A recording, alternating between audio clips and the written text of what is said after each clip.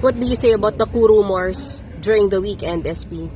Wala naman nakarating sa akin na ganun. Ang nakakarating na sa akin is kay kwento ng mga kasama namin na we're solid. There's no problem with the majority. Ganun yung naririnig ko.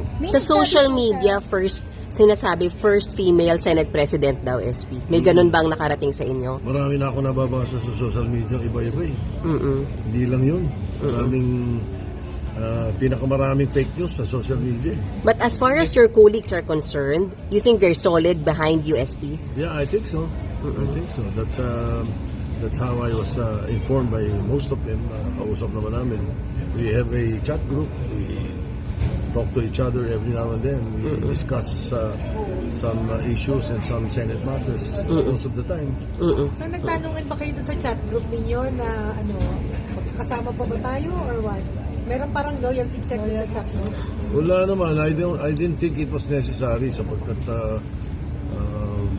yung sila mismo nagtatanong sa akin din na ano ba itong meron pang nakapost na mga litrato, ganyan. Mga litrato kami, hindi naman kami kasama dyan. May mga ganun. So, hindi na namin. Yung pagpapalit ng chairman... Just took it with a grain of salt. Ingay lang po yun sa social media. Siguro, most probably. Baka merong nagbigay sa social media ng maring info at pinatulan.